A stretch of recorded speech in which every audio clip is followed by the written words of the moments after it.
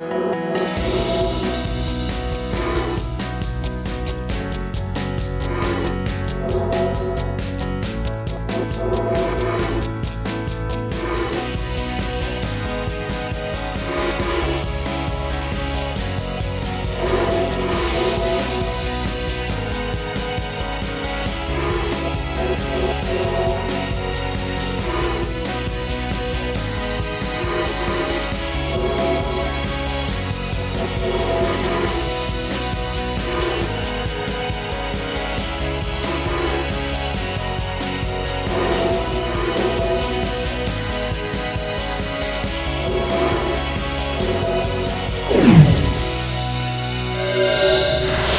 have to understand that we really matter most.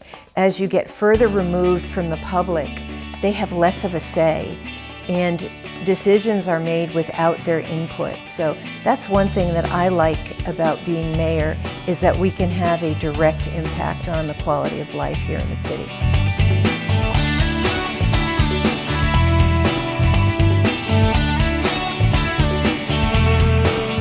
Thank you so much for taking time out of your busy schedule to allow us to come into your beautiful home to talk to you today. We really appreciate it. Thank you. It's a pleasure to have you here. Talk a little bit about what brought you here today. For viewers who are watching, they've seen you, they know that you're the mayor, but they may not know the backstory to the mayor. So talk a little bit about. Well, I am a Jersey girl. I was born in New Jersey, but I was raised in Connecticut for most of my life. My father was a basketball coach. He coached at UConn for a while. He coached at Fairfield University. And then he came down to work with the Atlantic Coast Conference. He started professionalizing the officials and then went on to be the director of men's basketball. They moved down in 1980 and I stayed in Connecticut. I got married and had 2 children up there, and my life was really in Connecticut at the time. But my parents, every single phone call would be, oh, you need to come to Greensboro. It's such a great place to raise your family. It's family friendly. There are parks all over the place. The taxes are low compared to Connecticut. The housing values are great. So about 8 years later, the stars aligned and we were able to move down here. And I've never regretted it. Greensboro's a wonderful place. Now, I've heard you talk a lot about your father. I know that he played a very influential role in your life. And here in Greensboro, his name is synonymous with ACC and with basketball. But talk about the role between being a basketball coach and being a mayor, because I gotta believe there's probably some similarities in some from a leadership standpoint and some other things. Well, neither of them are a 9-to-5 job, you know, and they're very people intensive. You know, as my dad was coaching, his players weren't just players. They were really part of our extended family. My handle the ball, let's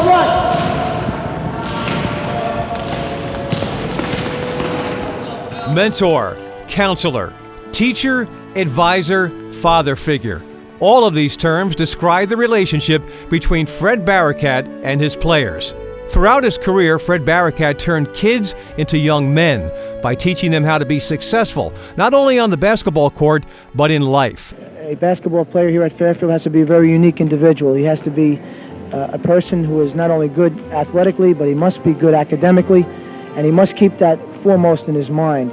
In just his 3rd year at the helm, he led the Stags to one of the coveted 16 bids to the 1973 NIT. The Stags followed their coach's game plan perfectly, which led to a win over Marshall University.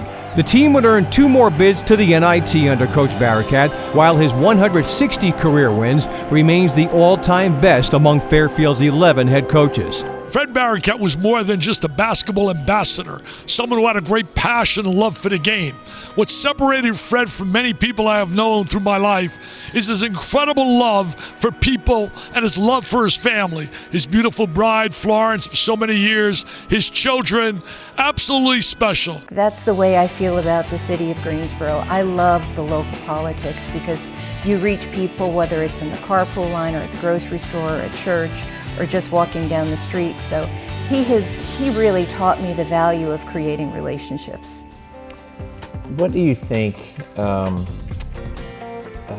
a relationship standpoint, is the greatest relationship that you can build in this community? Because I just want to kind of go down that path a little, because I think you're a very connected mayor. And I think a lot of people feel like they can relate to you, but talk about the value of those relationships.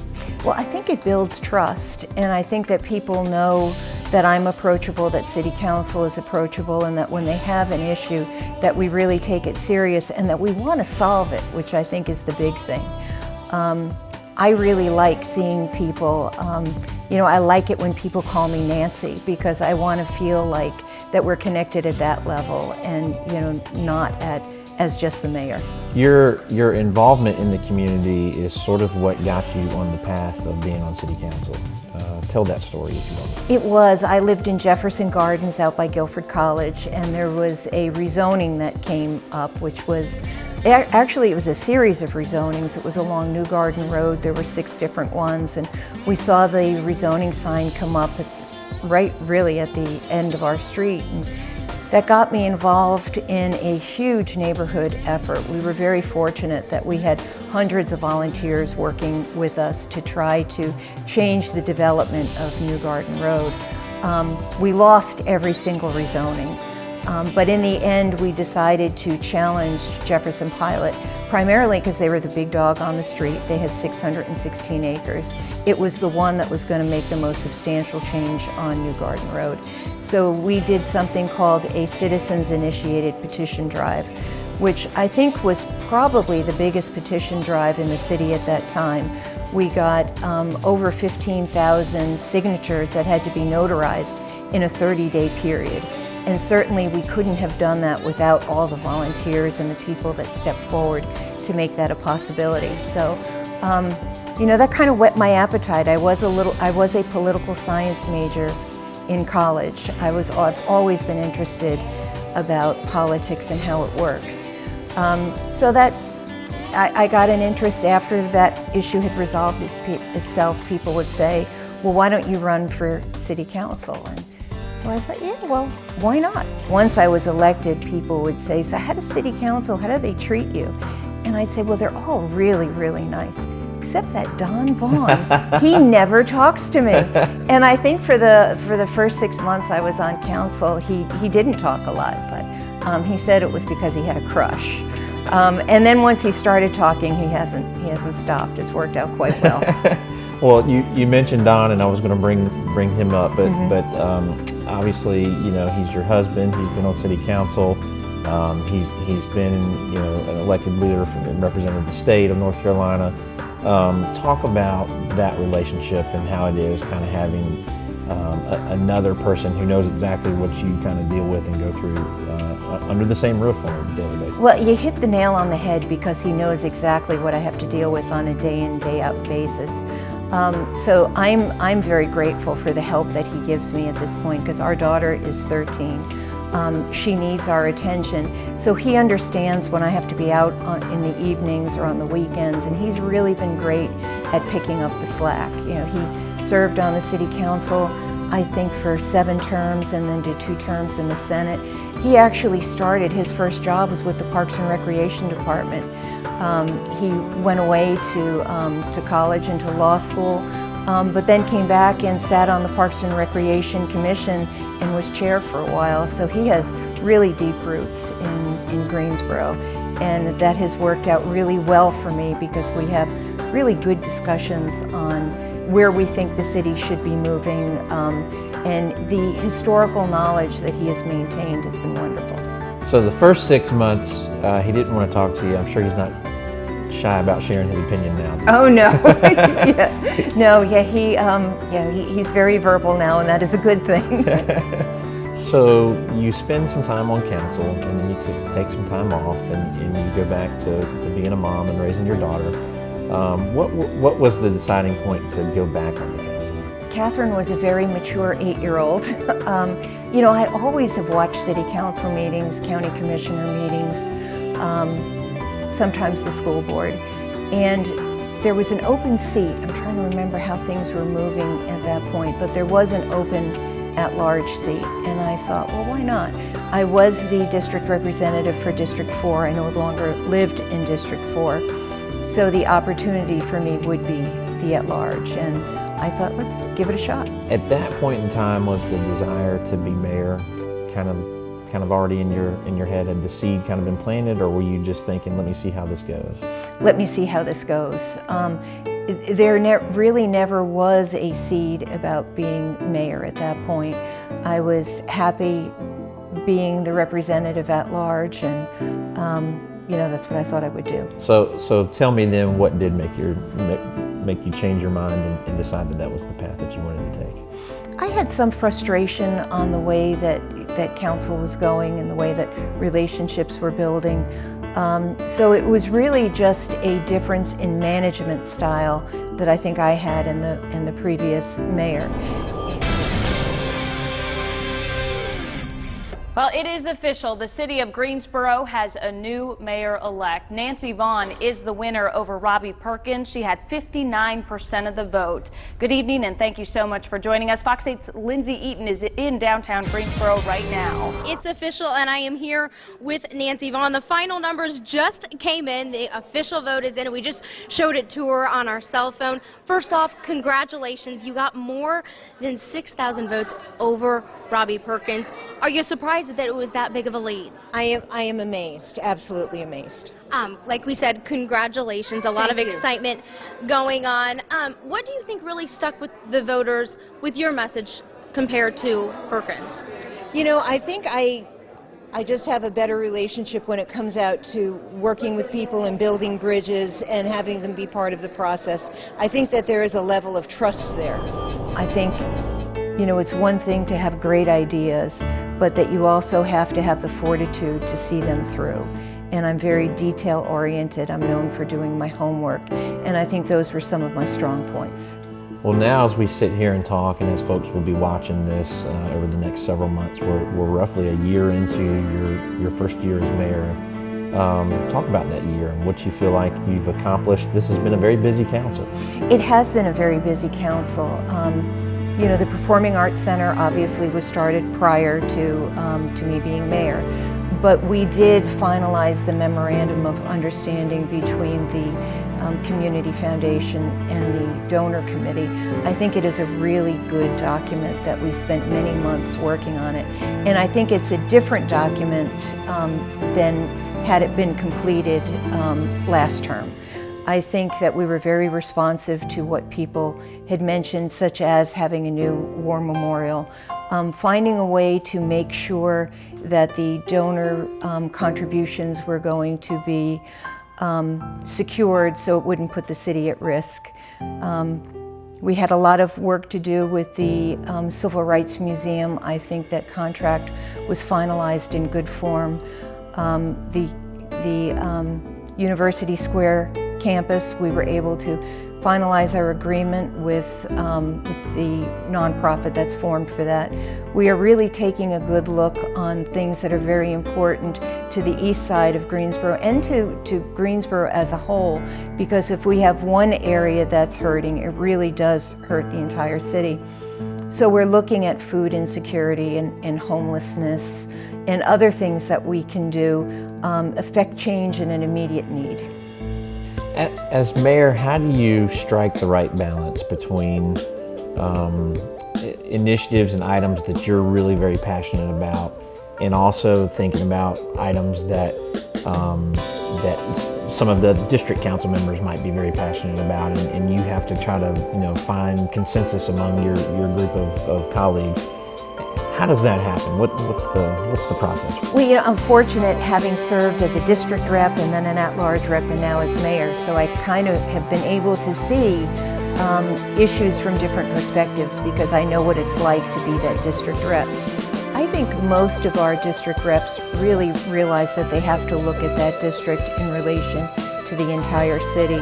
I think we have a good working group where we are able to prioritize things. I'm struck that when we go to budget meetings across the city, they're very different. When you go to budget meetings in districts 4 and 5, we talk about libraries and parks and those types of amenities.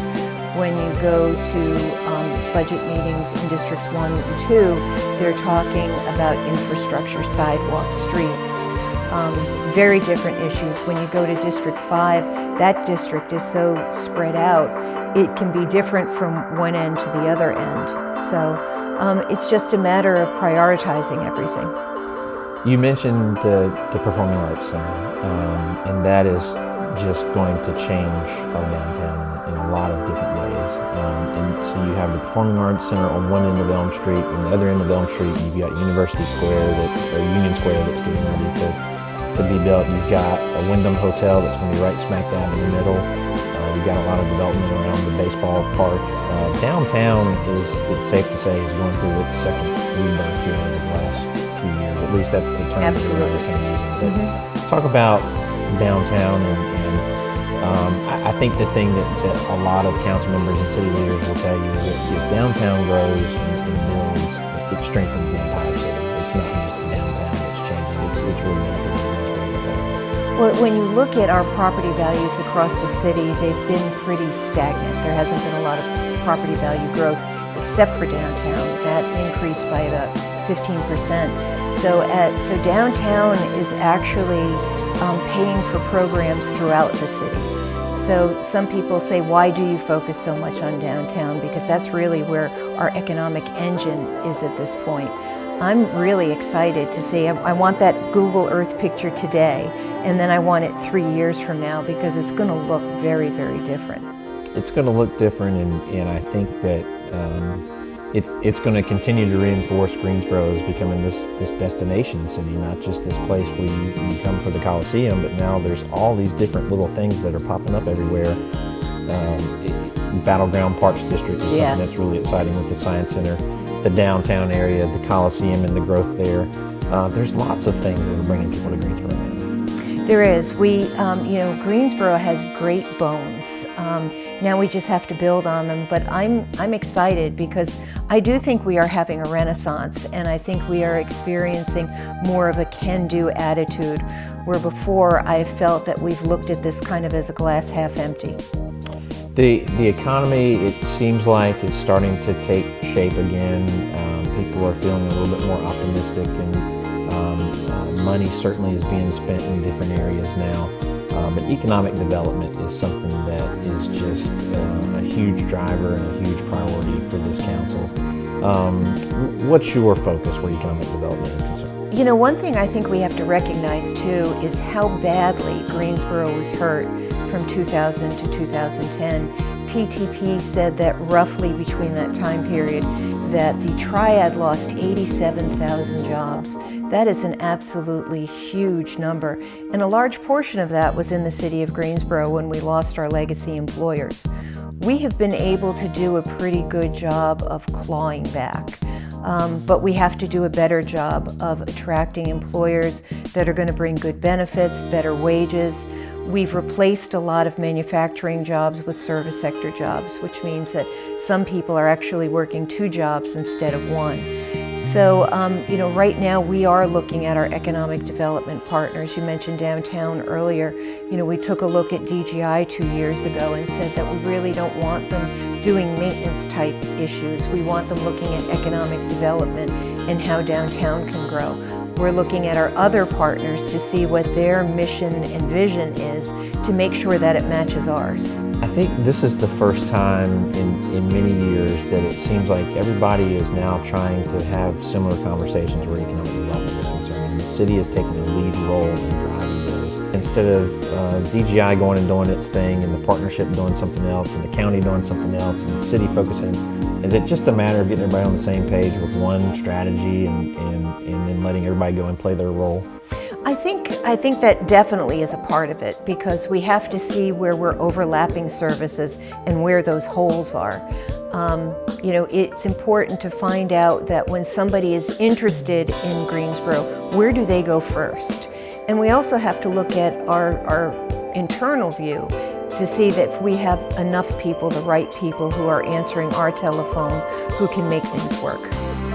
Certainly as mayor, you're involved in a lot of conversations and a lot of situations where when a Dan Litch or somebody from the economic development standpoint needs to go and meet with somebody to try to convince them or recruit them to Greensboro, you're a part of a lot of those conversations. What's your sales pitch when it comes to Greensboro? I love your terminology. Greensboro has great bones. I've heard you use that before, but what's the sales pitch? Well, I think Greensboro is in a really good place right now, and of course to talk about downtown development. The airport, that airport cluster and how it's growing, I think is so important. I don't want other people to tell our story, which I think is part of the issue. I would like to see us do a much better job when it comes to branding and marketing. I still have people who are confused. Are you in North Carolina or are you in South Carolina? What is a Piedmont triad? We have let other people define who we are and what we are, and we need to do that. And there's Tournament Town. We need to spread that message a little bit more, what that Coliseum has to offer. And not only the Coliseum, but you've got Bryan Park for soccer, you've got the Aquatic Center for swimming, we're expanding tennis. We've got a lot of different programs that are going on. We can brand ourselves in so many different ways. People don't look at us as a college town, but we've got 47,000 students.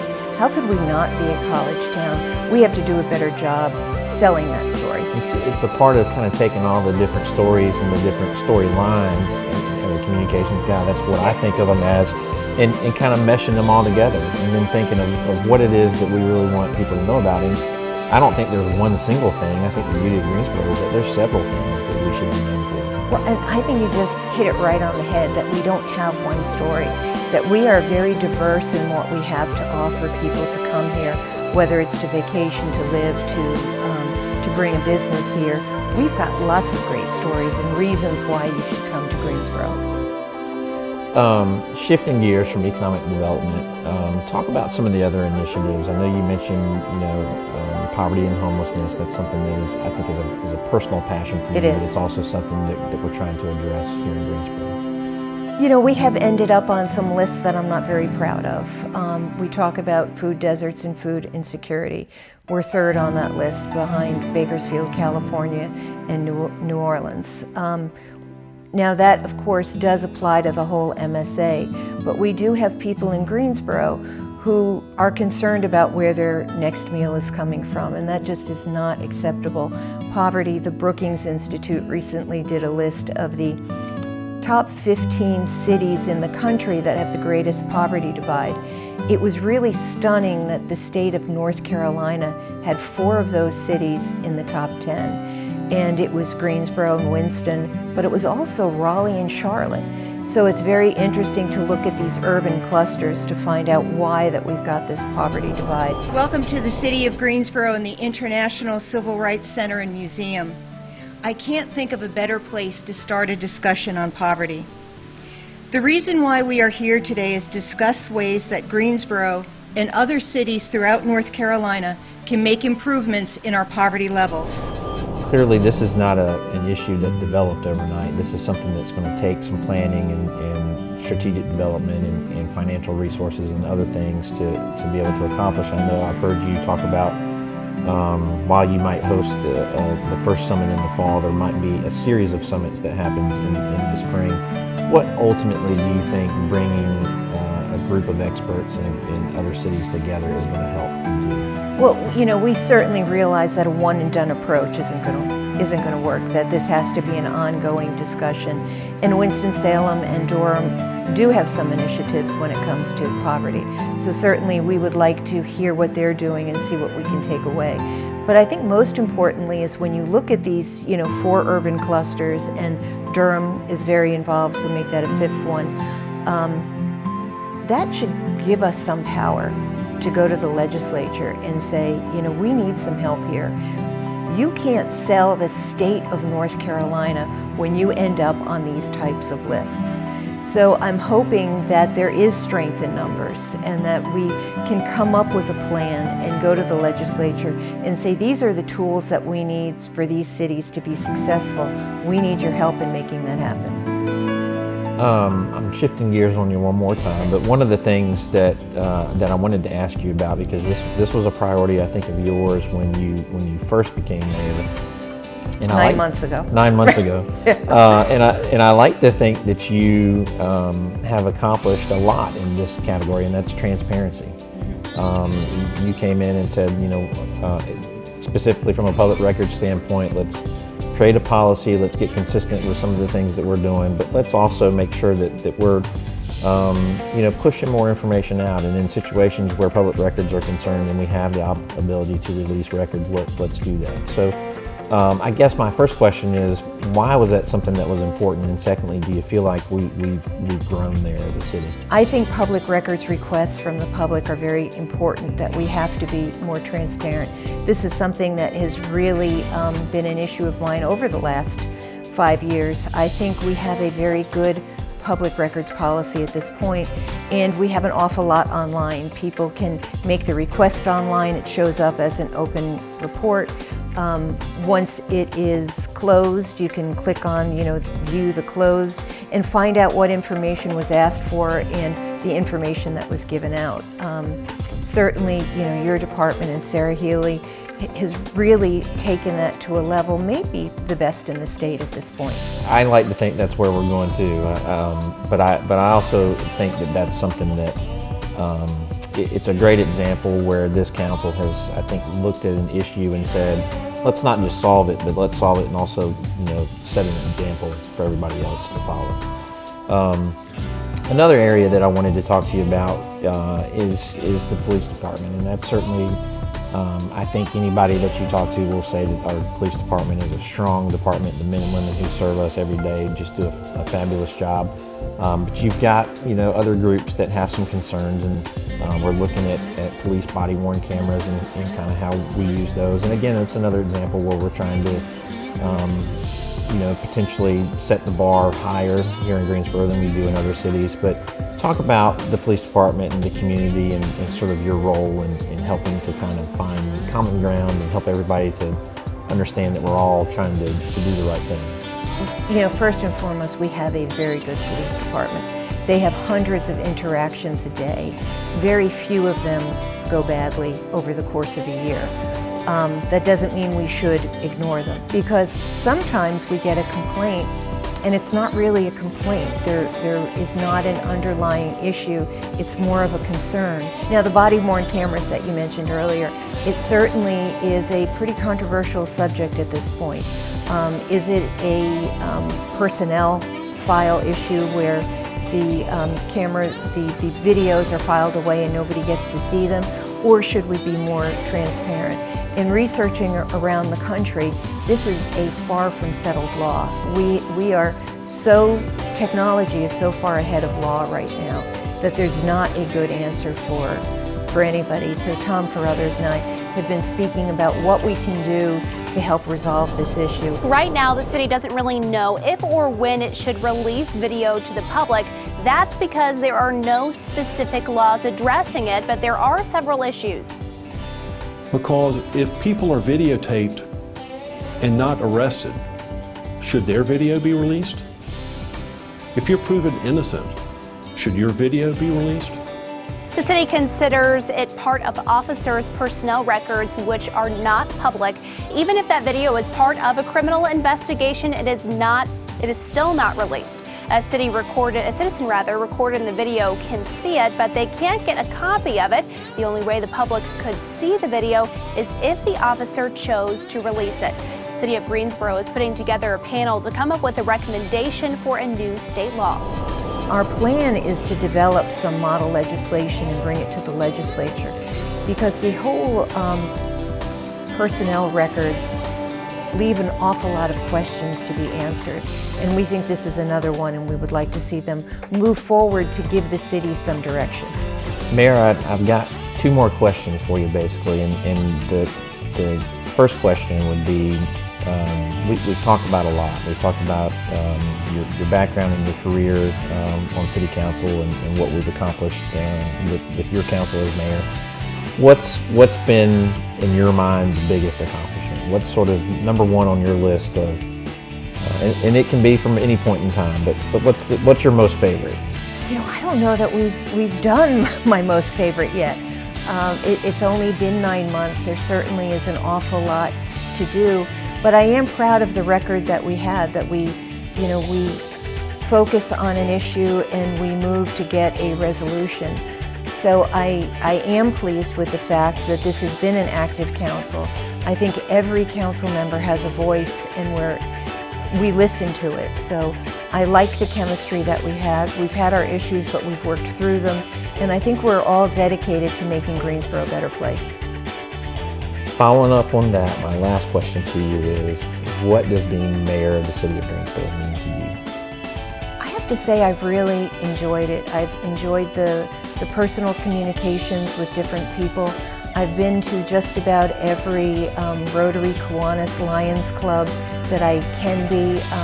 I like going out and doing public speaking, telling people what the city is doing. More importantly, finding out what they feel we should be doing.